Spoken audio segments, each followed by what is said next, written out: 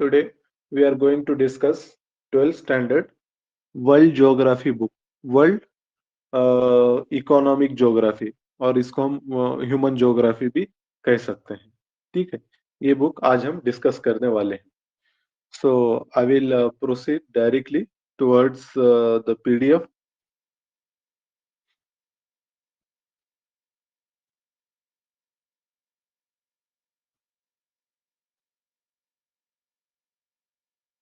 Screen दिखाई दे रही है? एक बार कंफर्म कीजिए। Is screen visible?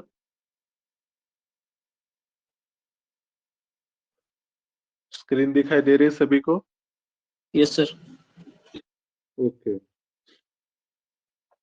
हाँ, तो देखो ये हमारी बुक है ऑफ ह्यूमन ज्योग्राफी। ये बुक है वर्ल्ड के कंटेक्स्ट में, इसमें ह्यूमन ज्योग्राफी के बारे में डिस्कशन के कंटेक्स्ट में ह्यूमन ज्योग्राफी। मैं डायरेक्ट आपको लिंक दे दूंगा, मेरा ऐसा ही 1 घंटे का सेशन है, कवर हो जाएंगे। ठीक है, तो आज का सेशन ये एंड होने के बाद मैं उसकी लिंक भी आपको भेज दूंगा। तो वैसे 10 चैप्टर ह्यूमन जो first chapter, second world population distribution density growth, population composition, then human development, primary activities, secondary activities, tertiary, quaternary, human settlement। वैसे अगर देखा जाए, जो हमारी ये बुक है human geography, okay, human geography में मतलब क्या चीजें आती है ह्यूमन ज्योग्राफी में, तो ये यहाँ पर दिया हुआ है इंडेक्स में। ओके, ह्यूमन ज्योग्राफी हम पढ़ने वाले हैं, तो इसमें मेनली पॉपुलेशन की स्टडी होती है। पॉपुलेशन, उसका डिस्ट्रीब्यूशन,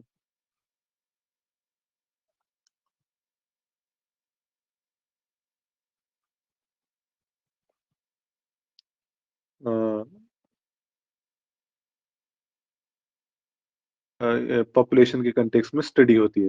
ठीक है, और इसके बाद देखो और क्या चीजें यहाँ पर देखी जाती है। पॉपुलेशन डिस्ट्रीब्यूशन कंपोजिशन, हाँ। देन इसी तरीके से जो इकोनॉमिक एस्पेक्ट है, ये भी देखा जाता है। इकोनॉमिक जैसा एक्टिविटीज, लोग के प्रोफेशन क्या है, प्राइमरी में इन्वॉल्व है, सेकेंडरी में है, टर्शरी एक्टिविटीज में है, सर्विसेज में है, इंडस्ट्रीज में है, उनका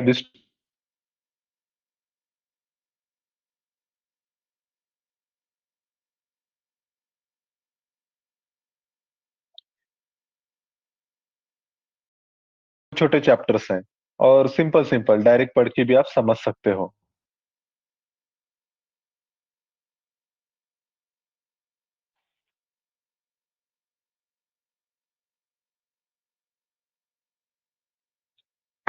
hello, am audible?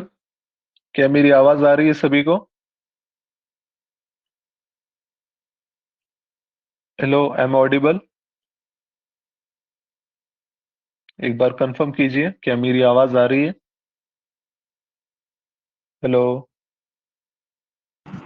Yes sir, जी आ रही सर, है। आ रही है। आ रही है ना? ठीक है।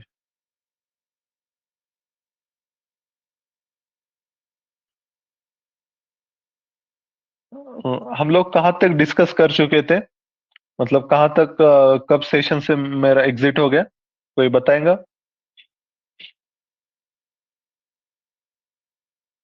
Units human development. अच्छा, वो बस ये इंडेक्स पेज का हम डिस्कस कर लिए थे, ठीक है। ओके, मैं शेयर स्क्रीन कर रहा हूँ।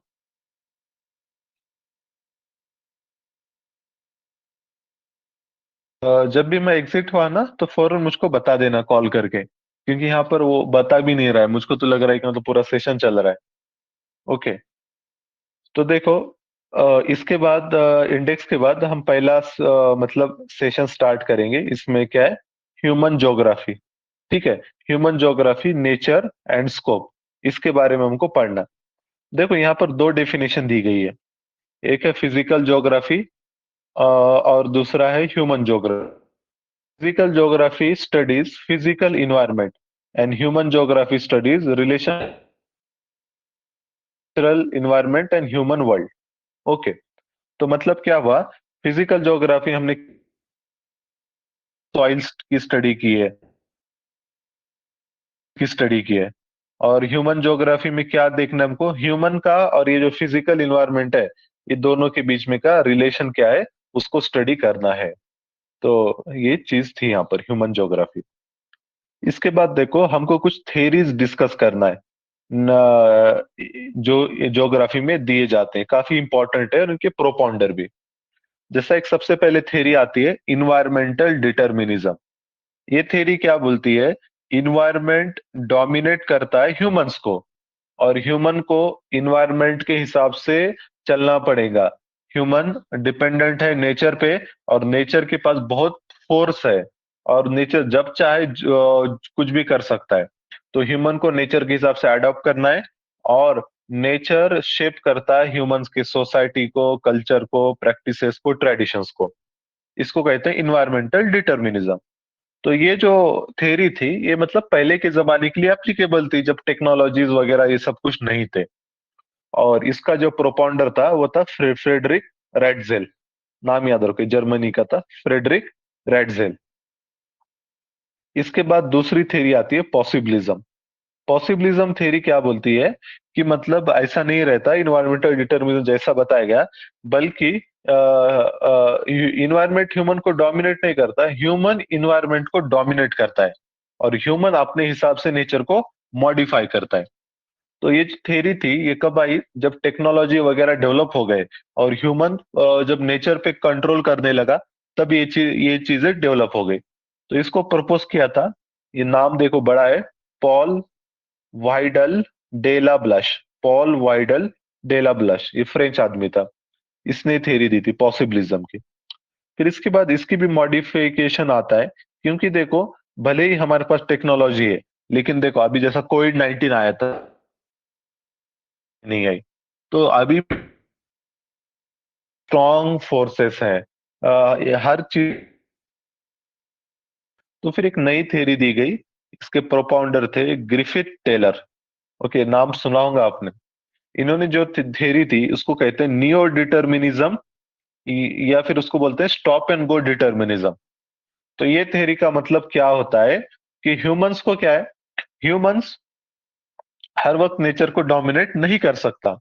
नेचर को मतलब देखना है, जहां पर पॉसिबल है वहां पर मतलब चीजों को एक्सट्रैक्ट करो, नेचर का सस्टेनेबल यूज करो। जहां पर डेंजर है वहां पर वैसे चीजों में नेचर मतलब जहां पर रिस्क है ऐसे चीजों में मतलब नेचर को डिस्टर्ब मत करो। ओके, जहां पर हो सकता है जो सेफली आप कर सकते हो ऐसे नेचर का यूज करो, लेकिन जहां पर डिस्टर्ब हो जाएगा नेचर, ऐसे चीजों में इन्वॉल्व मत हो। तो ये थ्योरी थी हमारी, नियो डिटर्मिनिज्म कहते हैं। ओके, मुझको बोलो मेरी आवाज आ रही है सभी को clear? I am audible to all of you? Yes, sir. Okay, और ये जो नियो डिटर्मिनिज्म है, इसको स्टॉप एंड गो डिटर्मिनिज्म कहते हैं, स्टॉप एंड गो। तो ये वही बोलेगा मतलब सस्टेनेबल यूज करो नेचर का वगैरह, तो फिर ज्यादा कुछ हार्म नहीं होगी। तो ये चैप्टर में ये दो तीन थेरीज हमारे लिए इंपॉर्टेंट थे। अब इसके बाद देखो सेकंड यूनिट में वर्ल्ड पॉपुलेशन के बारे में डिस्कशन है। वर्ल्ड की पॉपुलेशन, डिस्ट्रीब्यूशन, डेंसिटी, ग्रोथ। अभी पिछले साल ही मतलब रिपोर्ट आया था वर्ल्ड की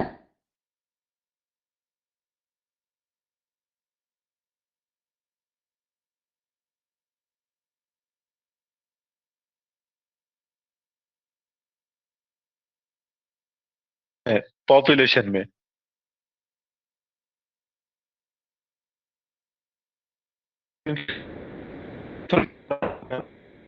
तो चाइना टॉप पर है। कौन सा कंट्री टॉप पर है पॉपुलेशन में? एनीबॉडी? India, sir. हाँ, इंडिया ने सरपास कर लिया है चाइना को। ठीक है, तो इंडिया का प्लेस अब यहाँ पे, इंडिया अब क्या है, नंबर 1 है, और चाइना क्या है, नंबर 2 है। ये अभी जनवरी में हुआ। ठीक है, इंडिया की करीब कितनी है, 142 CR इतनी पॉपुलेशन हो गई है। Okay, 142 CR। ओके, इसके बाद देखो यहाँ पे डेंसिटी ऑफ पॉपुलेशन, इसका भी हमको पता रहना चाहिए। डेंसिटी ऑफ पॉपुलेशन मतलब वो तो एरिया की, कोई भी एरिया ले लो, कोई भी डिस्ट्रिक्ट ले लो, कोई भी टाउन या कोई भी विलेज, वहां की population divided by area. Area कितना, किलो। तो ये जो रेशियो आएगा इसको क्या कहते हैं हम, डेंसिटी ऑफ पॉपुलेशन। इंडिया की कितनी है? इंडिया की अगर डेंसिटी ऑफ पॉपुलेशन देखा जाए तो वो है 382 है, इंडिया की अगर पॉपुलेशन डेंसिटी देखा जाए। ठीक है। और अगर इंडिया में अगर पूछा जाए कि मतलब हाईएस्ट कहाँ पर है, हाईएस्ट डेंसिटी, अगर ओवरऑल बात करते हैं स्टेट एंड यूटी की, तो सबसे ज्यादा है दिल्ली में। दिल्ली में सबसे ज्यादा है। ओके। और अगर सिर्फ स्टेट में अगर बात करते हैं, वो स्टेट अगर देखा जाए तो सबसे ज्यादा डेंसिटी है बिहार की, ये याद करो। और लोएस्ट अगर पूछा जाए तो लोएस्ट है डेंसिटी, है सबसे कम डेंसिटी पॉपुलेशन की, वो अरुणाचल में। 1 स्क्वायर किलोमीटर में करीब 17 लोग ही रहते हैं वहां पे। ओके। तो ये कुछ फैक्ट थे, ये असल में ये सारी चीजें दी हुई है। वो जो दूसरी बुक है इंडिया ह्यूमन ज्योग्राफी, उसका आज मैं लिंक दे दूंगा, वहां पे देख लेना। ओके। इसके बाद देखो ये जो मैप है यहाँ पे दिया गया है कि मतलब एकदम जो ब्लैक डार्क रीजन है यहाँ पर पॉपुलेशन ज्यादा है, जैसे साउथ एशिया का region, India, China, Indonesia, then ये मॉस्को के पास वाला रीजन, इंग्लैंड हुआ, फिर ये यूएसए का ये न्यूयॉर्क, वॉशिंगटन वाला पार्ट, इजिप्ट में नाइल का नाइल वैली। ठीक है।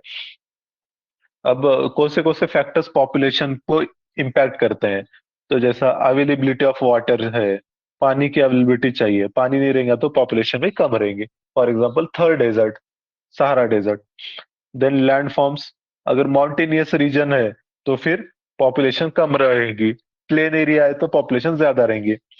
क्लाइमेट पे भी, जैसा आर्टिक रीजन है तो पॉपुलेशन कम है। सॉइल्स में भी, फर्टाइल अगर सॉइल है तो वहां पे एग्रीकल्चर होगा, फूड सिक्योरिटी होगी, पॉपुलेशन अच्छी रहेगी। इकोनॉमिक फैक्टर में जैसा मिनरल्स वगैरह अगर मिलते हैं तो वहां पर पॉपुलेशन ज्यादा रहती है, जैसा नाग, रांची वगैरह ये सिटीज है। Urbanisation, urban cities Mumbai, Delhi, population ज्यादा रहेंगी। इंडस्ट्रियलाइजेशन, इंडस्ट्रीज वगैरह है, रहती है, जबलपुर वगैरह। ठीक है। रिलीजियस कल्चरल सिग्निफिकेंस, जैसा मक्का मदीना है, या फिर अजमेर है। ओके। या फिर हमारे ज्योतिर्लिंगाज हैं, चार धाम है, यहाँ पर क्या है, पॉपुलेशन ज्यादा रहती है। ओके। इसके बाद देखो पॉपुलेशन ग्रोथ वगैरह ये तो हमने पढ़ चुके हैं। यहाँ पर क्या देखना है हमको, हम्म, जो माइग्रेशन होता है ना, माइग्रेशन दो टाइप का रहता है। एक इमिग्रेशन इसको कहते हैं हम, और दूसरा रहता है इमाइग्रेशन। इमिग्रेशन, इमाइग्रेशन, दोनों में डिफरेंस क्या है? इमिग्रेशन मतलब जब बाहर के लोग हमारे रीजन में आते हैं, उसको इमिग्रेशन कहते हैं, इमिग्रेंट इमिग्रेशन। और जब हमारे लोग बाहर जाते हैं उसको मिग्रेशन। ठीक है। तो ये जो है, दो फैक्टर, पुश फैक्टर कहते हैं, पुश फैक्टर से जिनको पुल। पुश मतलब ऐसे फैक्टर जो मतलब किसी को मजबूर कर रहे हैं कि अपना एरिया छोड़ के वो दूसरे एरिया में चला जाए, तो इनको पुश फैक्टर्स कहते हैं। फॉर एग्जाम्पल जहाँ पे, वहां पे क्या है, वहां पे सपोज कॉलेज ही नहीं है तो आपको क्या करना पड़ेगा, छोड़ना पड़ेगा, उसको पुश फैक्टर कहते हैं। पुल फैक्टर में जैसा, पुल फैक्टर मतलब जो चीजें आपको कोई एक एरिया में अट्रैक्ट करती है। फॉर एग्जाम्पल जैसा अर्बन सिटीज में क्या रहता है, फैसिलिटीज रहते हैं, लग्जरियस लाइफ रहती है, एजुकेशनल फैसिलिटीज, रिक्रिएशनल फैसिलिटीज, सारी चीजें हैं, कनेक्शन कनेक्टिविटी अच्छी है, हाउसिंग फैसिलिटी अच्छा है, अच्छी है, तो ये सारे क्या होते हैं, पुल फैक्टर्स कहते हैं। ओके। ये पॉपुलेशन का ग्राफ है वर्ल्ड के, तो ये सारी चीजें दी हुई है। 1 बिलियन पॉपुलेशन 1830 में होती है, 1830 में। फिर 100 साल बाद 1930 में 2 बिलियन पॉपुलेशन। देन फिर ऐसा बढ़ते बढ़ते जाएंगी। 2011 में कितनी होती है? 7 बिलियन। और 2022 में होती है 8 बिलियन। ओके, तो करीब इसके लिए 11 ईयर्स लग गए। ठीक है, पहले 12-12 ईयर्स में होता था। तो ये चीजें यहाँ पर थी। इसके बाद देखो, ये पॉपुलेशन का ग्रोथ रेट वगैरह ये दिया है, पर ये सब पुराना डाटा है।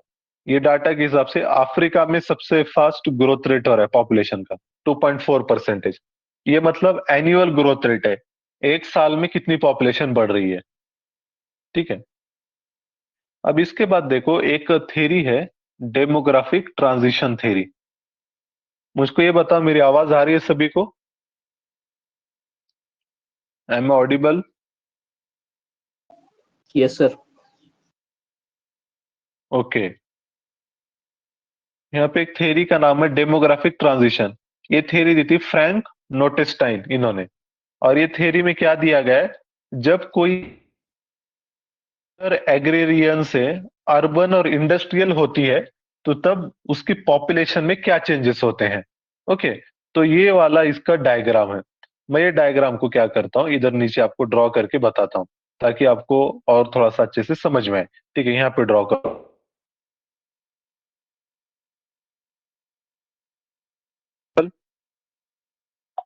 Am audible? हेलो, क्या मेरी आवाज आ रही है? यस सर, आ रही है। ओके ओके,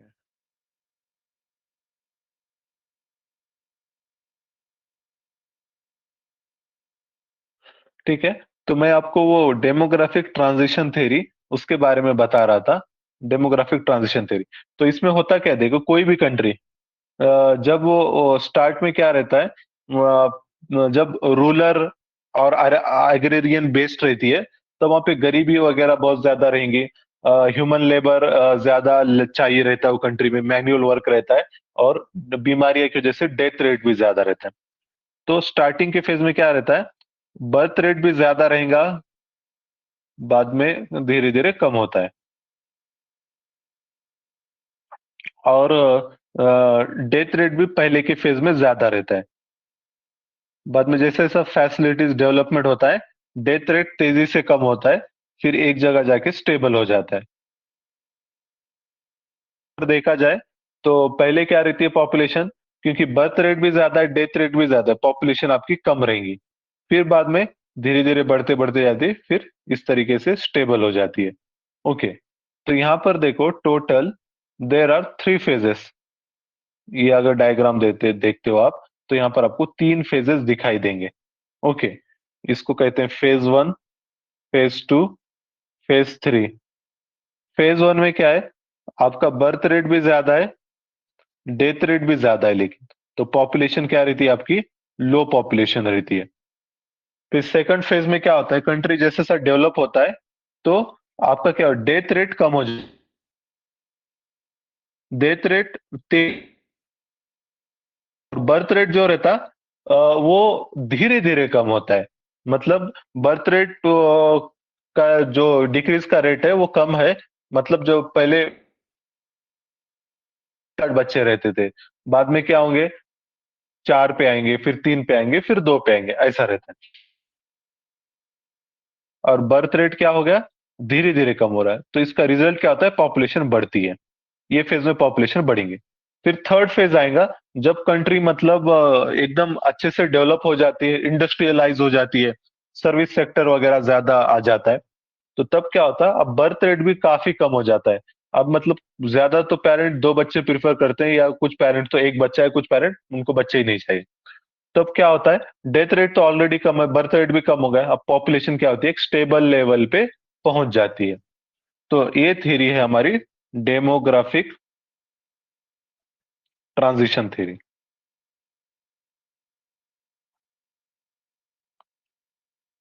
इसको दी प्रोपाउंड किया था फ्रैंक नोटेस्टाइन। ओके, इन्होंने, तो ये चीज पता रहना चाहिए हमको। इसके बाद ये वाली थ्योरी तो हमने देख ली है। देन और एक थ्योरीज है यहाँ पर, ये भी इंपॉर्टेंट है, थॉमस माल्थus की theory, माल्थus theory of population. Okay, तो ये थ्योरी भी इंपॉर्टेंट है, 1793 में इसने दिया था। ये मालथूस क्या बोलता है पता है? मालथूस बोलेगा जो पॉपुलेशन बढ़ती है ना, ये जियोमेट्रिक प्रोग्रेशन में बढ़ती है। जियोमेट्रिक प्रोग्रेशन, जियोमेट्रिक पॉपुलेशन जो ग्रोथ होती है जियोमेट्रिक प्रोग्रेशन में होती है। पहले एक है तो फिर दो होंगी, दो का चार होंगी, चार का आठ होंगी, आठ का 16 होंगी, 16 का 32। तो वो बोलता है पॉपुलेशन ऐसे बढ़ती है, डबल, फिर उसका उसका डबल, उसका डबल, ऐसा। और जो फूड प्रोडक्शन है वो कैसे बढ़ता है बोला? फूड प्रोडक्शन ये बढ़ता है अरिथमेटिक प्रोग्रेशन में। अरिथमेटिक प्रोग्रेशन, अरिथमेटिक प्रोग्रेशन क्या रहता है? वन प्लस वन, वन हुआ, फिर टू होगा, फिर थ्री, थ्री, फोर, फाइव, ऐसे फूड प्रोडक्शन बढ़ेगा। पर उसने क्या बोला, से बढ़ रही है और फूड प्रोडक्शन उतने तेजी से। अब क्या होता है, चेक्स एक्ट होते, मतलब नेचर क्या करता, अपने तरफ से नेचर एक्ट करता है, कुछ फोर्सेस नेचर अपने तरफ से एक्ट करता है। और नेचर के फोर्सेस क्या है, उसको कहते हैं नेचुरल डिजास्टर। जैसा फेमाइंस, अर्थक्वेक, वोल्केनोस, फ्लड्स, ये सारी चीजें हो जाती और ये पॉपुलेशन क्या होती, फिर से कम हो जाती और इतने लेवल पे आ जाती कि मतलब ऐसे लेवल पे आ जाती कि जो मतलब फूड प्रोडक्शन के इक्वल रहती है। ओके, तो उसको इसने ऐसा बोला कि नेचर अपनी तरफ से फिर क्या करता है, डिजास्टर वगैरह लेकर आता है। उसने और भी बोला, अगर ये नेचुरल डिजास्टर को अगर आपको अवॉइड करना है तो क्या करो, प्रिवेंटिव चेक्स लाओ। प्रिवेंटिव चेक्स इसने बोला था। प्रिवेंटिव चेक मतलब क्या? जैसे आप क्या करो, फैमिली प्लानिंग इनिशिएटिव लेके आओ, लेट मैरिजेस कराओ, इसी तरीके से एजुकेशन बढ़ाओ, ये सारी चीजें उसने बोला था। ठीक है, तो ये थी मालथूस की थ्योरी। पर मालथूस की थ्योरी बाद में डिस्क हो गई, डिस्कार्ड हो गई। क्यों? क्योंकि देखो यूरोपियन कंट्रीज में वगैरह क्या हो गया, पॉपुलेशन मतलब क्या हो गया, अभी बढ़ रही है क्या? वहां पे तो पॉपुलेशन घट रही है। और फूड प्रोडक्शन की रही बात, तो फूड प्रोडक्शन तो कंटिन्यूअस बढ़ रहा है। Even developing countries like India, green revolution के बाद हमारा कितना चेंज हुआ? 1950 में हमारा फूड प्रोडक्शन होता था 50 मेट्रिक टन। ओके, अभी 2020 की बात करें तो 250 मेट्रिक टन्स हमारे पास फूड प्रोडक्शन होता है, इंडिया की अगर बात करते हैं तो ये तो बहुत ज्यादा हो गया है। और पॉपुलेशन बढ़ी है हमारी। ठीक है, तो ये थ्योरी मतलब इन्होंने डिस्कार्ड कर दिया फिर मालथूस को, लेकिन ये पहले बेसिक अंडरस्टैंडिंग के लिए काफी इंपॉर्टेंट थी ये थ्योरी। ओके, अब देखो मेरी आवाज आ रही है, एक बार कंफर्म करो, आई एम ऑडिबल? प्लीज जी सर। कंफर्म। आ रही है ना? हाँ। अब इसके बाद देखो, हमको देखना है यूनिट 3, पॉपुलेशन कंपोजिशन। तो इसमें मतलब मेनली मेल और फीमेल, इनका जो सेक्स रेशियो रहता है वगैरह, ये चीजें डिस्कस हुई है। तो यहाँ पर कुछ बताया गया है, कुछ कंट्रीज हैं जहाँ पर सेक्स रेशियो बहुत ज्यादा है। जैसा फॉर एग्जांपल लाटविया, इस्टोनिया, ये बाल्टिक कंट्रीज हैं, रशिया के पास आते हैं, बाल्टिक सी के पास, वहां पे बहुत ज्यादा है। ये क्या है, 85 मेल्स पर 100 फीमेल्स, ऐसा दिया है। 85 मेल्स है, अगर 100 फीमेल है तो 85 मेल्स है, वहां पे ज्यादा है। और कतार में वगैरह कैसा है, 311 मेल्स पर 100 फीमेल्स। ओके, ऐसा है, क्योंकि वहां पे क्यों है, कतार में वगैरह, वहां पे माइग्रेशन वगैरह ज्यादा होता है, मेल माइग्रेशन वहां पर ज्यादा होता है। ठीक है, ये चीजें थी। इसके बाद देखो यहाँ पर, और इंडिया का देखा जाए तो इंडिया का जो सेक्स रेशियो है, ये याद रखो, इंडिया का क्या है, 943 है। 943, पर ये 943 फीमेल पर 1000 मेल, ऐसा है। ठीक है, देन यहाँ पर कुछ पॉपुलेशन के पिरामिड्स दिए हैं। ठीक है, तो ये ऐसा मतलब पॉपुलेशन पिरामिड कहते हैं ये डायग्राम को। यहाँ पर क्या रहता है, जो लेफ्ट साइड रहे वहां पर मेल की पॉपुलेशन रहती है, राइट में फीमेल की रहती है। ओके, और इनको डिवाइड किए एज ग्रुप के हिसाब से, या 0 to 4 ईयर वाला, 5 to 9, 10 to 14, ऐसा एज बढ़ते जाता है। तो हर एज ग्रुप में कितने लोग हैं, कितने मेल हैं, कितने फीमेल हैं। ओके, और जो पॉपुलेशन जहाँ पे एक्सपांशन हो रहा है, पॉपुलेशन जहाँ पे तेजी से बढ़ रही है ना, तो उनका जो डायग्राम आती है, पिरामिड मिलता है, ऐसा मिलता है। इसको कहते हैं, ये जो डायग्राम है इसका शेप क्या है, triangular shaped pyramid with a wide base. Base क्या रहता है यहाँ पे, वाइड रहता है, क्योंकि यंग पॉपुलेशन, बच्चे बहुत ज्यादा रहते हैं। और ये टॉप जो रहता है एकदम नैरो टॉप रहता है, वाइड बेस रहेगा, नैरो टॉप रहेगा, क्योंकि ओल्ड एज पॉपुलेशन कम रहती है। ठीक है। इसके बाद दूसरा एक पिरामिड है, ये कांस्टेंट पॉपुलेशन वाला है। यहाँ पे पॉपुलेशन क्या है, उतनी है, बढ़ भी नहीं रही, कम भी नहीं रही। इसका जो शेप है, बेल शेप कहते हैं, डम्बेल वगैरह रहता है ना वैसा, bell shape and taper towards top, bell shape है। अब देखो यहाँ पर बेस भी छोटा है और बीच में थोड़ा बड़ा हो जाएगा, फिर और छोटा, तो एकदम ये ऐसा बेल शेप कहते हैं इसको। ठीक है, ऑस्ट्रेलिया का वगैरह है। और एक रहता है डिक्लाइनिंग पॉपुलेशन, यहाँ पे क्या हो रही है, आपकी पॉपुलेशन डिक्लाइन हो रही है। तो इसमें क्या रहेगा, जो आपका बेस रहेगा, यहाँ पर जो बेस रहेगा एकदम नैरो, छोटा सा रहेगा, यंग पॉपुलेशन बहुत कम रहती है। और जो ओल्ड एज पॉपुलेशन, अब यहाँ पे देखो 65 के ऊपर वाली पॉपुलेशन, ये बहुत ज्यादा है, ओल्ड एज पॉपुलेशन ज्यादा है। तो यहाँ पर क्या है, बेस बहुत छोटा है, narrow base and taper top, narrow base और टेपर टॉप रहता है। नैरो बेस जब भी आएगा वो डिक्लाइनिंग पॉपुलेशन रहेंगी। ओके। और फिर उसके बाद बेल शेप मतलब कांस्टेंट पॉपुलेशन, और ट्रायंगुलर बोला तो एक्सपांडिंग पॉपुलेशन। ये शेप्स इंपॉर्टेंट थे। ओके, तो ये चीजें यहाँ पर हमने डिस्कस की। इसके बाद वाला जो चैप्टर है, it is about human development. Human development का मीनिंग क्या होता है? ओके, सिंपल है। देखो, पॉपुलेशन की ग्रोथ होना मतलब ह्यूमन डेवलपमेंट नहीं रहता। ह्यूमन डेवलपमेंट एक है क्वालिटेटिव टर्म है। ओके, क्या ये इसमें क्या करना है, ह्यूमन डेवलपमेंट मतलब ह्यूमंस को आप क्या कर दो, स्किल दो, स्किलिंग कर दो, एजुकेशन दे दो, हेल्थ लाइफस्टाइल दे दो, हेल्थ फैसिलिटीज दे दो, एजुकेशनल फैसिलिटीज दे दो, स्किल दे दो। इन सारी चीजें अगर जब आप देते हो ह्यूमन रिसोर्स को, तो उसको कहते हैं हम ह्यूमन डेवलपमेंट। ये चीज याद रखो। इसके बाद देखो, ह्यूमन डेवलपमेंट मेजर करने के लिए एक इंडेक्स है जो हम बार बार पढ़ते हैं, ह्यूमन डेवलपमेंट इंडेक्स इसको कहते हैं। ठीक है, ये इंडेक्स दिया, पब्लिश करता है UNDP, United Nation developmental programme. इसके 3-4 इंडेक्स इंपॉर्टेंट है, वो याद रखो, जैसा एचडीआई है, inequality adjusted human development index है, जेंडर डेवलपमेंट इंडेक्स वगैरह, 2-3 इंडेक्स पब्लिश करता है।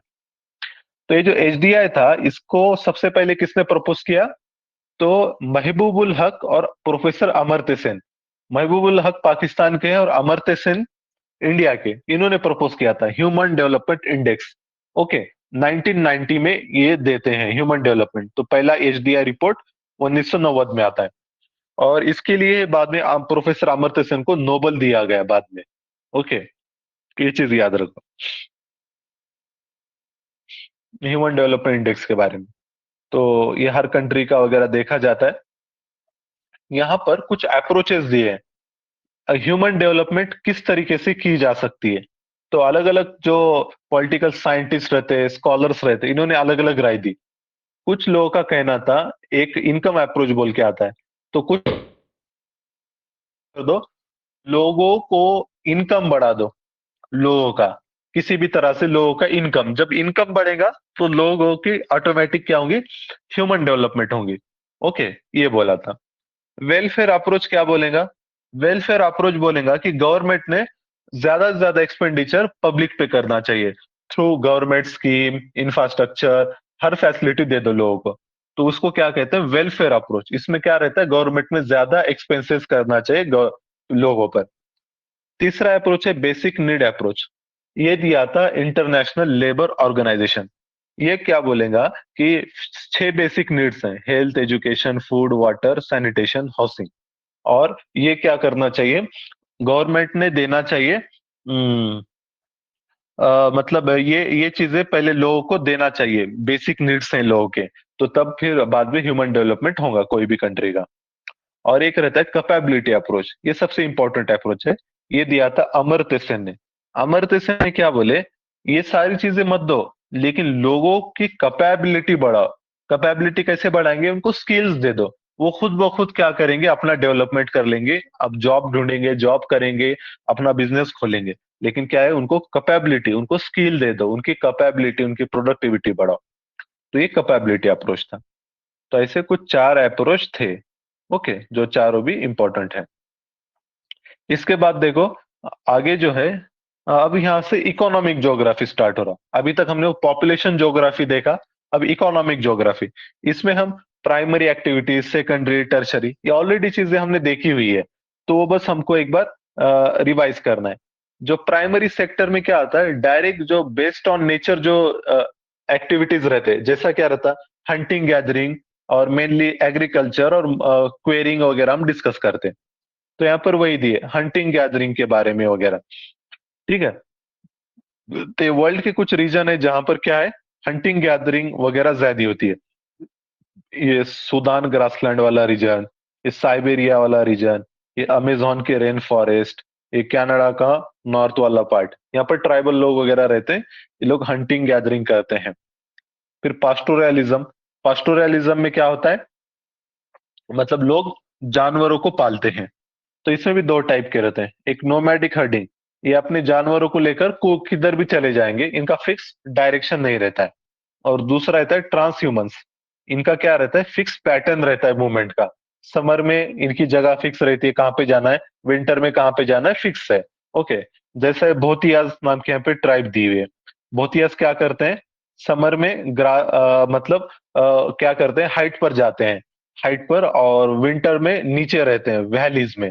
ओके, जब समर में जाते हैं तो जो माउंटेन पर, तो माउंटेन पे ग्रासलैंड रहते हैं, उनको कहते हैं बुग्याल कहते हैं,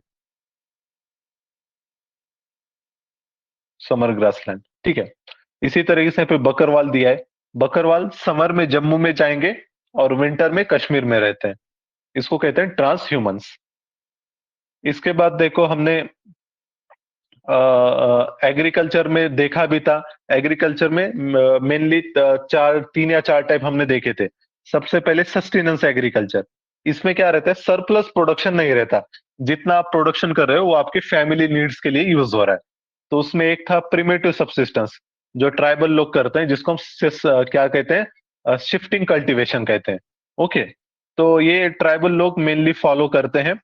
फॉर एग्जाम्पल जैसा नॉर्थ ईस्ट में उसको जूमिंग कहते हैं, सेंट्रल अमेरिका में मिल्पा कहते हैं, इंडोनेशिया मलेशिया में लदांग कहते हैं। मैंने ये सारे नाम वगैरह भी आपको पढ़ाए थे।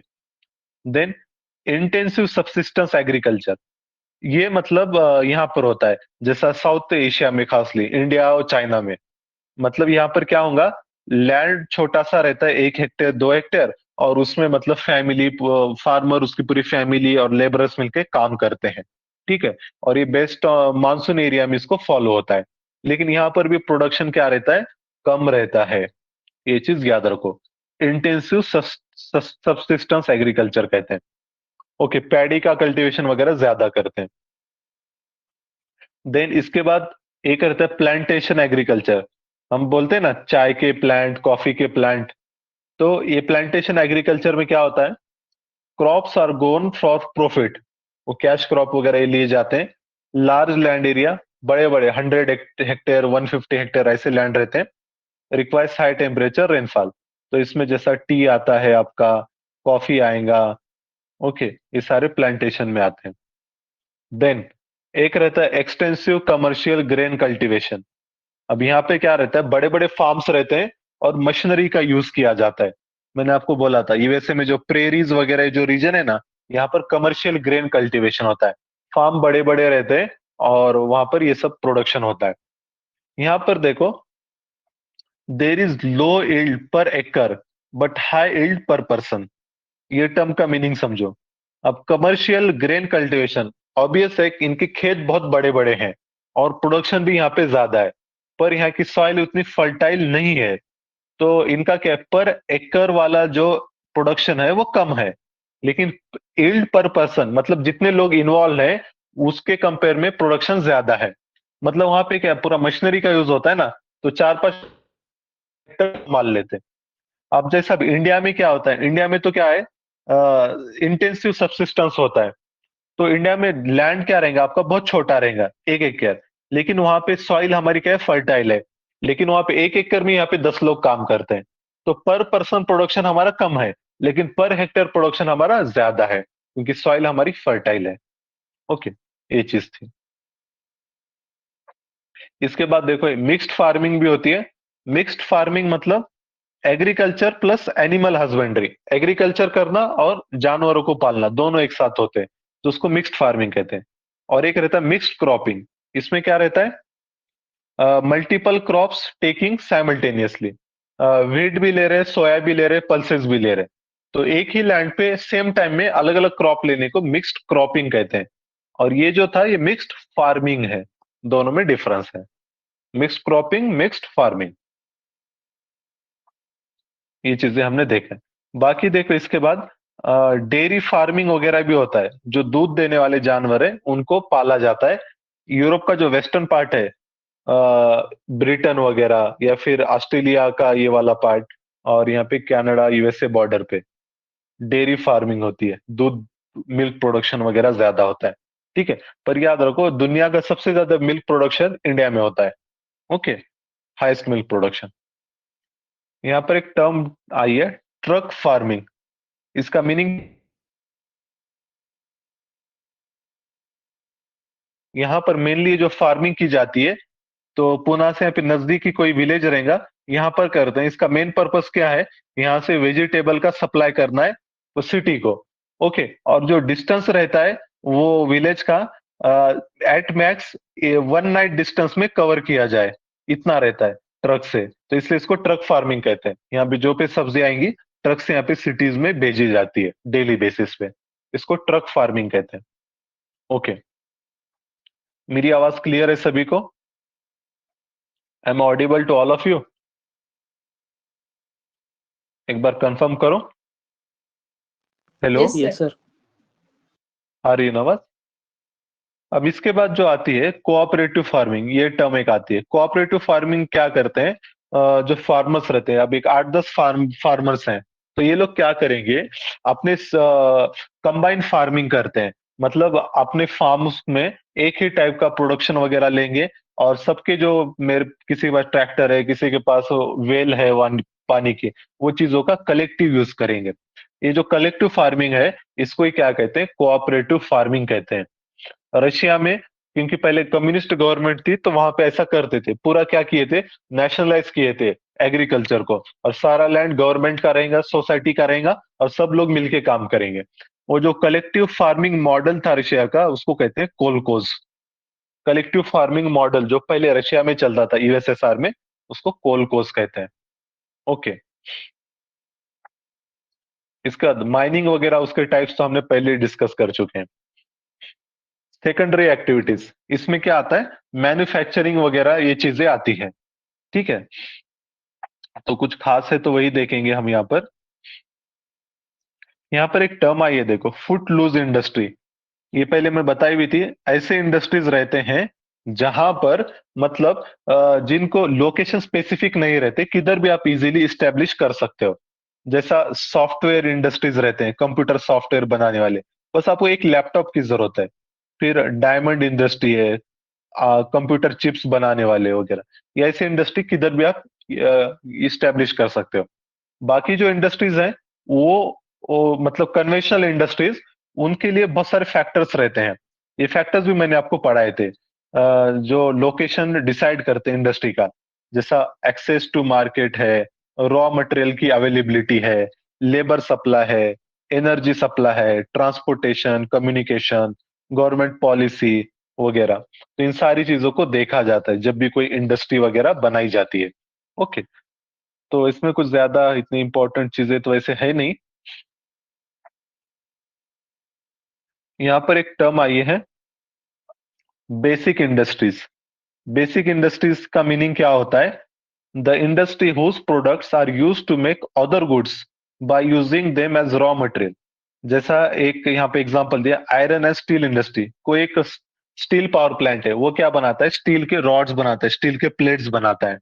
बाद में क्या है, सपोज कोई एक इंडस्ट्री है, सपोज वो बना रही है आपका, ये बना रही है, बेड बना रही है, आयरन के बेड बना रही है, कॉट बना रही है, तो वो क्या, आयरन का as a raw material use कर रही है। तो ये जो भी इंडस्ट्री है, जैसा ये आयरन स्टील वगैरह, ऐसे जो बेसिक चीजें जो बनाते हैं उनको कहते हैं बेसिक इंडस्ट्रीज, जो आगे चल के दूसरे इंडस्ट्री उनको रॉ मटेरियल बोल के यूज करेंगे। यहाँ पर एक रूर वैली नाम की जगह दी है जर्मनी में, ये कोल के लिए फेमस है। ओके, ये जो हाईलाइटेड पॉइंट है, कुछ मैं डिस्कस कर रहा हूँ, कुछ आपको पढ़ना है। अभी सेशन होने के बाद पढ़ो। छोटी सी एनसीईआरटी है, ज्यादा कुछ बड़ी नहीं है, सिंपल सिंपल चीजें हैं इसमें। बाद में टर्शरी और क्वार्टरनरी एक्टिविटीज, इनके बारे में यहाँ पर दिया है। तो देखो अब यहाँ पर ये वाली डायग्राम थोड़ा सा समझो।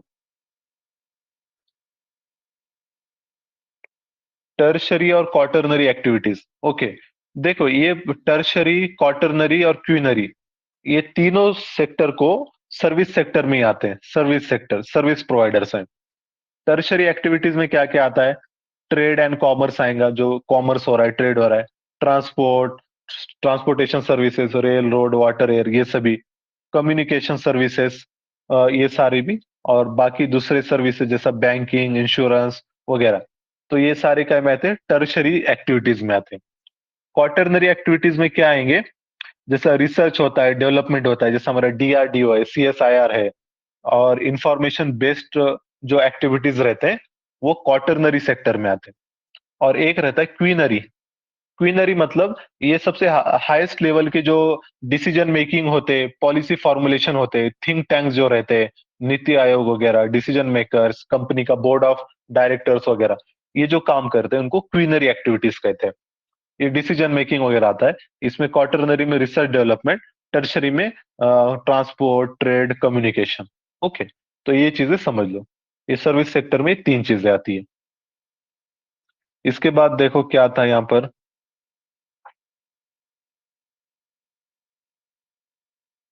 यहाँ पर देखो, जैसा प्राइमरी सेक्टर में कोई काम कर रहे हैं ना, उसको रेड कॉलर वर्कर कहते हैं। सेकेंडरी में कोई काम कर रहा है सेक्टर में, उसको ब्लू कॉलर, सेकेंडरी मतलब इंडस्ट्री में। अब टर्शरी में कोई काम कर रहा है, उसको पिंक कॉलर वर्कर कहते हैं।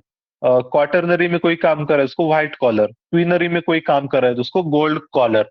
ऐसे कन्वेंशनल नाम है, इस पे वैसा पूछा नहीं जाता है, पर ये पता रहना चाहिए। Primary, secondary, tertiary, quaternary, quinary. इसको मैं कैसे याद करता था? मेरा एक दोस्त यूपीएससी मेंस लिख रहा था, उसने क्या किया था, रेड बुल नाम का ड्रिंक पिया था। रेड बुल, वो एनर्जी ड्रिंक रहता है, ठीक है। उसका नाम गौरव था। तो मैं ऐसा बनाया था उसका निमोनिक, रेड बुल पीकर राइटिंग किया गौरव। ओके, रेड, रेड, बी से ब्लू, पी से पिंक, डब्ल्यू से व्हाइट, जी से गोल्ड। ओके, कोई भी तरीके से आप याद रख सकते हो, ऐसा कुछ नहीं। तो ये चीजें हमने देख ली यहाँ पे। इसके बाद ट्रांसपोर्ट कम्युनिकेशन में यहाँ पर वही चीजें रहेंगी, रोड, रेलवेज, वाटरवेज। पर याद रखो, वर्ल्ड के कंटेक्स्ट में इंपॉर्टेंट नहीं है। इंडिया वाले जो मेजर रोड्स वगैरह है वो हमारे लिए इंपॉर्टेंट है। ये बस ऊपर ऊपर जो हाईलाइटेड पॉइंट वगैरह है वो देख लो। जैसा सबसे पहले अगर रेलवे लाइन बोला जाए तो 1825 में आई थी। वर्ल्ड की बात कर रहा हूँ। स्टॉकटन और डार्लिंगटन, ये इंग्लैंड में आई थी। इंडिया में कब आई? 1853 में, between Mumbai to Mumbai to Thana. Okay, ये चीज थी। इसके बाद देखो, कुछ फेमस वाटरवेज, कुछ फेमस रेलवे लाइंस वगैरह हमको पता रहना चाहिए। जैसे वर्ल्ड की सबसे लॉन्गेस्ट रेलवे लाइन है, ये रशिया में, सेंट पीटर्सबर्ग टू, नीचे कहां तक जाएंगी, व्लादिवोस्टोक। ब्लर है डायग्राम, वो दिखेंगे नहीं, पर ये बस याद है, रशिया के एक कोने से तो दूसरे कोने तक ये जाती है। ओके, व्लादिवोस्टोक यहाँ पे जगह है, ये सेंट पीटर्सबर्ग। ओके, मेरी आवाज तो आ रही है ना सभी को? Am audible? मेरी आवाज आ रही है? एक बार कंफर्म कीजिए। Yes sir. ओके। और ये जो रेलवे लाइन है इसको कहते हैं trans Siberian railway line. World की लॉन्गेस्ट रेलवे लाइन है। ओके, इसी तरीके से ट्रांस कैनेडियन रेलवे लाइन है। यहाँ पर कनाडा में वैंकूवर नाम का सिटी है, वहां से तो लेके यहाँ पर एक सिडनी नाम का सिटी है। ये ऑस्ट्रेलिया में भी है, कनाडा में भी एक अलग है। ओके, ये चीज थी। इसके बाद देखो कुछ है खास। ये यहाँ पे सुएज कैनल दिया है, ब्लर डायग्राम है, ये भी नहीं दिखेंगे आपको। पर देखो सुएज कैनल, ये कनेक्ट करता है मेडिटेरियन सी को, और नीचे यहाँ पे गल्फ ऑफ अकाबा। यहाँ पे नीचे आप इसको ये बोल सकते हैं रेड सी है, नीचे रेड सी है, और ऊपर मेडिटेरियन सी, दोनों को कनेक्ट करता है सुएज कैनल। ओके, इसी तरीके से पनामा कैनल। पनामा कैनल ये पनामा कंट्री से जाता है। ओके, यहाँ पर। और ये किसको कनेक्ट करता है? ये उसके मतलब राइट साइड में अटलांटिक है, और सॉरी, ये डायग्राम में यहाँ पे ऊपर अटलांटिक है, नीचे पैसिफिक है। ये डायग्राम के हिसाब से, अब शायद उन्होंने अलग एंगल पे लिए है। अटलांटिक है यहाँ पर, और ये पैसिफिक है, छोटे से डायग्राम में बताएं। ऐसे पनामा कंट्री है हमारा, ठीक है। पनामा का इसका कोई वीडियो देखो आप लोग थोड़ा सा, इसमें बहुत अच्छा सिस्टम है, शिप को किस तरीके से मतलब पास किया जाता है पनामा कैनल से। ओके, इसके बाद देखो, एक निकारागुआ नाम का भी एक कंट्री है पनामा के बाजू में, तो वो भी मतलब प्लान कर रहा है एक अपना खुद का कैनल बनाने का, ठीक है। इसी तरीके से देखो, जो भी कॉन्टिनेंट है, हर कॉन्टिनेंट के दो तीन इंपॉर्टेंट रिवर्स हमको पता रहना चाहिए। जैसे यहाँ पर यूरोप कॉन्टिनेंट है, यूरोप में कुछ फेमस रिवर है, जैसे जर्मनी में राइन रिवर, राइन रिवर। फिर एक दूसरी रिवर है लॉन्ग, मतलब यूरोप में जाती है, बहुत लंबी रिवर है, बट नॉट द लॉन्गेस्ट। ये डैन्यूब है, ये डॉन है, ये डिन्पर है। तो ये देखो तीनों भी जाते हैं ब्लैक सी में, ब्लैक सी में मर्ज हो रहे हैं। इसके ऊपर पूछा भी गया है, इसको कैसा याद रखो, all Ds go to B, all Ds go to B. J D D वाले डैन्यूब डिन्पर डॉन कहाँ जाते, बी, बी मतलब ब्लैक सी में। और ये जो होल्गा रिवर है, ये है सबसे लॉन्गेस्ट, यूरोप की लॉन्गेस्ट रिवर, ये जाती है कैस्पियन में। ओके, ये लॉन्गेस्ट रिवर ऑफ यूरोप है होल्गा। ओके, याद रहेगा, लॉन्गेस्ट रिवर ऑफ यूरोप होल्गा है। ओके, इसके बाद ये इंडिया के तो हमको पता है, यहाँ पर इंडस है, देन गंगा, और ये फिर हमारी ब्रह्मपुत्र, ये गोदावरी। ओके, इसके अलावा देखो, म्यांमार की सबसे इंपॉर्टेंट रिवर है, इसका नाम है इरावडी, इरावडी रिवर, यहाँ से आती है और यहाँ से ऐसा जाएंगे, इरावडी रिवर। देन म्यांमार और थाईलैंड बॉर्डर पे एक रिवर है, इसका नाम है Salween. Okay, SALWEEN, Salween. Then एक मेकोंग नाम की रिवर है, ये यहाँ की सबसे फेमस रिवर है, सबसे इंपॉर्टेंट मेकोंग। ये मतलब ये इंडो चाइना, ये रीजन को इंडो चाइना कहते हैं ये वाले। यहाँ पर 5 कंट्रीज हैं, Myanmar, Thailand, Laos, Cambodia, Vietnam. ये पांचों से भी जाती है मेकोंग रिवर। और ओरिजिन कहाँ से हो रहा है इसका, मेकोंग रिवर का अगर ओरिजिन देखते हो तो तिब्बत में होता है, चाइना में। ओके, वहां से आती है। फिर इसके बाद देखो, और भी दूसरे रिवर है, यहाँ पे पर्ल रिवर है, चाइना में है। यांगत्से रिवर, ये भी एक इंपॉर्टेंट रिवर है, चाइना की सबसे बड़ी लॉन्गेस्ट रिवर है। ओके, यांगत्से शायद ये एशिया की भी बड़ी लॉन्गेस्ट रिवर है, यांगत्से रिवर। ओके, और फिर ये येलो रिवर है, येलो रिवर यहाँ पर है। येलो को ही और एक नाम है, इसको हो हैंग हो रिवर भी कहा जाता है, हो हैंगो रिवर। येलो रिवर को ही हो हैंगो रिवर कहते हैं। ओके, और ये Yangtze river longest river of China और रशिया भी, सॉरी एशिया। देन ये अफ्रीका के रिवर, ये नाइल के बारे में। नाइल यहाँ पे लेक विक्टोरिया में ओरिजिन होती है, फिर यहाँ से जाएंगे ऐसा ऊपर ऊपर इजिप्ट से, फिर मेडिटेरियन में। नाइल के 2 ब्रांचेस हैं, एक तो है जो लेक विक्टोरिया से आता है, उसको व्हाइट नाइल कहते हैं, और जो यहाँ इथियोपिया से आ रहा है, इसको कहते हैं blue Nile, white Nile, blue Nile. Then इसके बाद देखो नीचे और 2-3 रिवर इंपॉर्टेंट है, जैसा फॉर एग्जाम्पल यहाँ पर ये रिवर है, ये ऐसी रिवर जा रही है, इक्वेटर को कट कर रही है, फिर से डबल से कट कर रही है, नीचे आ रही है, ये इक्वेटर है लाइन यहाँ पर। तो ये जो रिवर है कॉन्गो रिवर है, 2 बार इक्वेटर को कट करती है, और ये जाती है अटलांटिक ओशन, ये अटलांटिक ओशन है इधर। इसके ऊपर भी पूछा गया है, तो वो देता है कॉन्गो रिवर मतलब फ्लोज इनटू इंडियन ओशन देगा, इंडियन में नहीं अटलांटिक में जाता है। देन यहाँ पे नीचे और एक रिवर है, जाम्बेजी रिवर, लेकिन ये पूरा अपोजिट डायरेक्शन में जाती है और इंडियन ओशन में जाती है। तो यहाँ पर जो पैटर्न होगा रिवर का, वो रेडियल पैटर्न होगा। Okay, Zambezi river. और एक अफ्रीका में और एक रिवर है, साउथ अफ्रीका में लिम्पोपो रिवर, यहाँ पर दिया हुआ है। ये लिम्पोपो रिवर की खासियत क्या है, ये 2 बार कट कर रही है ट्रॉपिक ऑफ कैप्रिकॉन को। लिम्पोपो रिवर 2 बार क्या कर रही है, ट्रॉपिक ऑफ कैप्रिकॉन को कट कर रही है। यहाँ पे ओरिजिन हो रही है और यहाँ पे मिक्स हो रही है इंडियन ओशन को, लेकिन 2 बार कैप्रिकॉन को कट कर रही है। और हमने इंडिया में रिवर माही देखा था, जो 2 बार ट्रॉपिक ऑफ कैंसर को कट करती है। यूएसए के अगर इंपॉर्टेंट रिवर देखा जाए, तो यहाँ पे मसूरी है, ये मसूरी रिवर, ये आगे चल के मिसिसिपी में मिक्स हो जाती है, और इधर से ओहायो रिवर आती है। Okay, Mussoorie, Mississippi, Ohio. और उसके बाद अगर नीचे साउथ अमेरिका के अगर देख बात करते हैं, तो वहां पे सबसे इंपॉर्टेंट रिवर है अमेजोन रिवर, ये वर्ल्ड की largest river of the world. इसका बहुत बड़ा नेटवर्क है, ऐसा सब रिवर्स रहेंगे इसमें, डेंड्रेटिक पैटर्न है। यहाँ पर एक और रिवर है, ऐसा Paraguay river, Uruguay river, Parana river, ये जो सब रिवर्स हैं ये कंट्री के नाम भी हैं। और यहाँ पे एक लेक है, lake Titicaca. It is highest lake in the world. Lake Titicaca को क्या कहते हैं? हाईएस्ट लेक, मतलब सबसे ज्यादा हाइट पर है।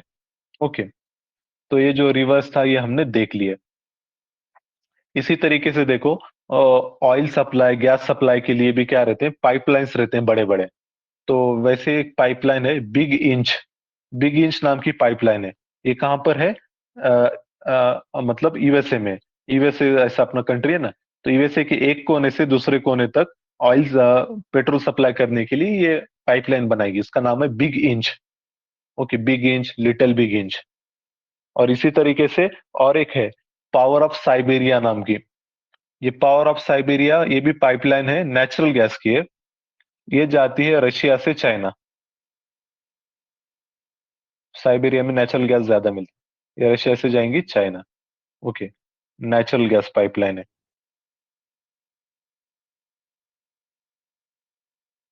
आवाज आ रही है मेरी? क्लियर है आवाज? आई एम ऑडिबल? मेरी आवाज कंफर्म Yes, sir. कीजिए। ओके, अभी इंटरनेशनल ट्रेड वगैरह इसके बारे में अब बस थोड़ा सा रह गया है। देखो, पहले के जमाने में जो ट्रेड होता था वो बार्टर होता था। मतलब आपको कोई चीज देना है और सामने वाला उसके रिटर्न में आपको अपनी कोई चीज देगा, उसको बार्टर कहते थे। जब पैसा नहीं था, करेंसी नहीं था। यहाँ पे एक जॉन बिल मेला दिया है, ये आसाम में होता है। या अभी भी यहाँ पे बार्टर ट्रेड चलता है। ठीक है, बार्टर ट्रेड में पर दिक्कत क्या थी वहां पर? अब जो चीज मुझको चाहिए वो चीज आपके पास रहना चाहिए, और आपको जो चीज चाहिए वो चीज मेरे पास रहना चाहिए, तभी वो मतलब ट्रांजैक्शन होगा। तो उसको कहते थे डबल कोइंसिडेंस ऑफ वांट। तो ये मतलब प्रिंसिपल रहता है वहां पर बार्टर ट्रेड में। ठीक है, इसके बाद देखो, इसमें होता कुछ खास है ही नहीं, वर्ल्ड ट्रेड वगैरह ये सारे स्टैटिस्टिक वगैरह तो अब चेंज हो गए, वो सब पढ़ने की जरूरत नहीं है। डब्ल्यूटीओ का जिक्र आया है, वर्ल्ड ट्रेड ऑर्गेनाइजेशन, 164 कंट्रीज हैं देखो। ओके, और डब्ल्यूटीओ में बाकी और भी वर्ल्ड में जो मेजर ट्रेड अलायंसेस हैं, ट्रेड ग्रुप्स वगैरह रहते हैं, उनके नाम दिए हैं। जैसा एशियान है, association of south east Asian countries. ठीक है, ये एशियन बना था 1967 में। किसी का माइक अनम्यूट है? प्लीज म्यूट, आवाज आ रहा है? ओके, एशियन, ये का हेडक्वार्टर है जकार्ता, इंडोनेशिया में। ये 10 कंट्रीज हैं इसमें। ये सारों के नाम वगैरह यहाँ पे दिए, 10 कंट्रीज हैं। और ये 1967 में बना था बैंकॉक डिक्लेरेशन से। एशियन का, ये करंट अफेयर में वगैरह आता है। इसके बाद एक कॉमनवेल्थ ऑफ इंडिपेंडेंट स्टेट, ये रशिया ट्रेड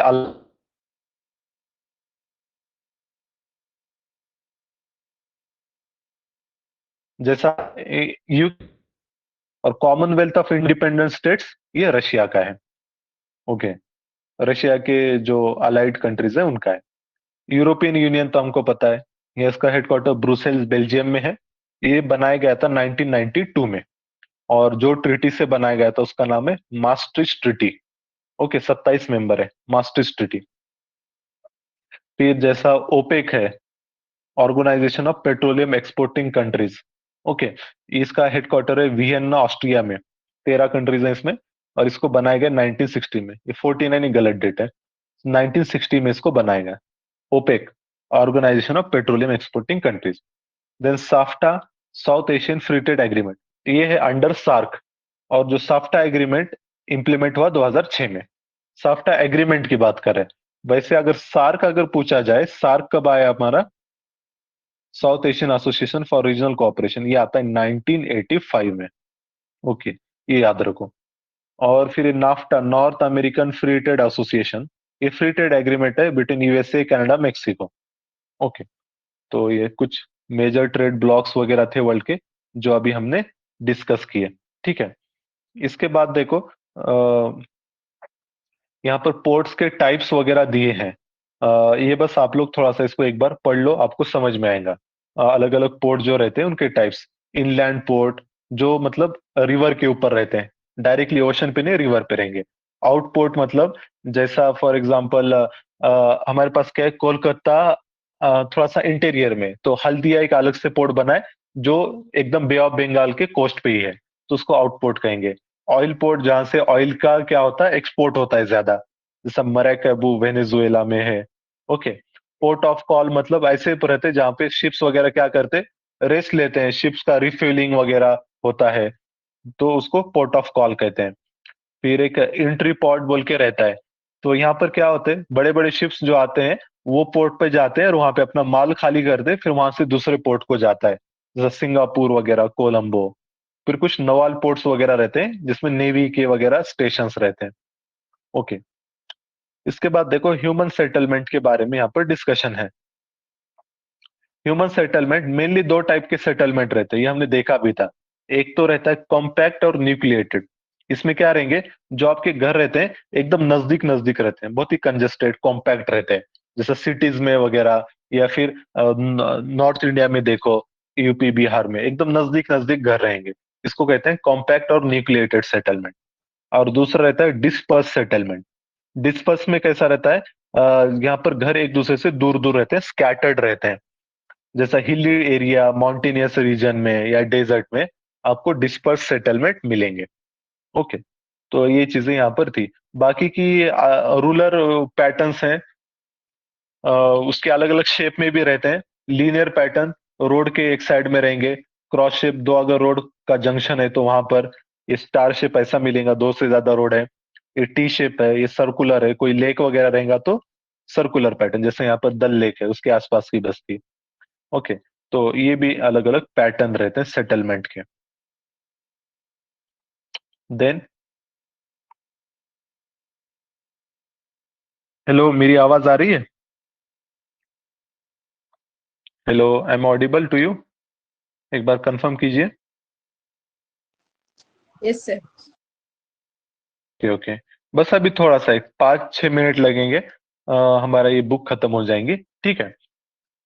यहाँ पर देखो, सिटीज का जैसे एक्सपांशन होता है तो उसके अलग अलग नाम आते हैं। जब कोई एरिया, अर्बन एरिया, छोटा सा एरिया है, उसको टाउन कहते हैं, ठीक है। फिर टाउन के बाद आपका जब उसकी पॉपुलेशन बढ़ती है उसको हम सिटी कहते हैं। टाउन के बाद सिटी, सिटी के बाद क्या बनता है, उसको कोन्यूरबेशन कहते हैं। कोन्यूरबेशन एक बहुत बड़ा सिटी रहता है, जैसा greater London, greater Delhi, greater Noida, greater Mumbai. Okay. और जब ये कोन्यूरबेशन, 2-3 कोन्यूरबेशन ऐसे मिल जाते हैं बड़े बड़े, तो उसको मेगा पुलिस कहते हैं। ओके। ये सीक्वेंस रहता है, सिटी, टाउन, कोन्यूरबेशन, मेगा पुलिस, यहां तक का याद रखो। देन उसके बाद देखो, और क्या चीजें हैं। ठीक है, यहाँ पर इतना ही था। और ये शायद अब, अच्छा ये हो भी गया। ठीक है, आगे सारे अपेंडिक्सेस वगैरह हैं ये बुक में, पॉपुलेशन वगैरह कहाँ। तो ये लास्ट ही चैप्टर था समझो। यहाँ पर और एक चीज समझो, एक टर्म आती है, क्या कहते हैं उसको, टाउनशिप। उसकी डेफिनेशन भी यहाँ पे दी हुई थी, कहाँ पे, शायद इसमें नहीं है। ठीक है। जो टाउन्स रहते हैं ना हमारे, टाउन, तो टाउन अपने इंडिया की जो सेंसस है, इंडिया में इसकी डेफिनेशन है, किस एरिया को टाउन कहा जाता है। तो वहां पे ऐसा है कि मतलब मिनिमम जो पॉपुलेशन है वहां की, 5,000 तो भी रहना चाहिए मिनिमम पॉपुलेशन। और 75% of male population, 75% of male population, ये नॉन एग्रीकल्चर में इन्वॉल्व रहना चाहिए। इनका बिजनेस क्या रहना चाहिए, एग्रीकल्चर के अलावा नॉन एग्री बिजनेस रहना चाहिए। 75% ऑफ मेल पॉपुलेशन। और वहां की जो पॉपुलेशन डेंसिटी रहती है 400 से ज्यादा रहना चाहिए, पॉपुलेशन डेंसिटी। तो अगर कोई एरिया में अगर ये है तो उसको हम टाउन कह सकते हैं। ठीक है। तो ये अर्बन रूरल को डिवाइड करने के लिए ये क्राइटेरिया रखा गया है। अगर ये क्राइटेरिया है तो उसको अर्बन मानेंगे, टाउन मानेंगे। ओके। तो यहाँ पर ये एनसीईआरटी हमारी हो जाती है। ओके। थोड़ा सा हमने इसको शॉर्ट कंसाइज तरीके से डिस्कस किया है। ओके। अब आपका काम क्या है, ये एनसीईआरटी को आपको एक बार अच्छे से पढ़ना है। ठीक है। मोस्ट ऑफ द जो इंपॉर्टेंट टर्म्स थे वो हमने डिस्कस कर लिए। ठीक है। वो चीजें हमने डिस्कस कर लिए, इंपॉर्टेंट टर्म। अब कुछ थोड़े बहुत टर्म बचे हैं, आप एक बार पढ़ लिए तो समझ में आएगा। और अगर कुछ नहीं समझ में आए, फौरन मुझको वो मार्क करके मुझको मैसेज करो, टेक्स्ट करो या कॉल करो, मैं आपको बता दूंगा। ठीक है। कोई डाउट वगैरह, आज का जो पार्ट हमने डिस्कस किया इसमें कोई डाउट वगैरह है किसी को, आप पूछ सकते हैं। Anybody, any doubt? है कोई डाउट आज के जो हमने डिस्कस की चीजें इसमें?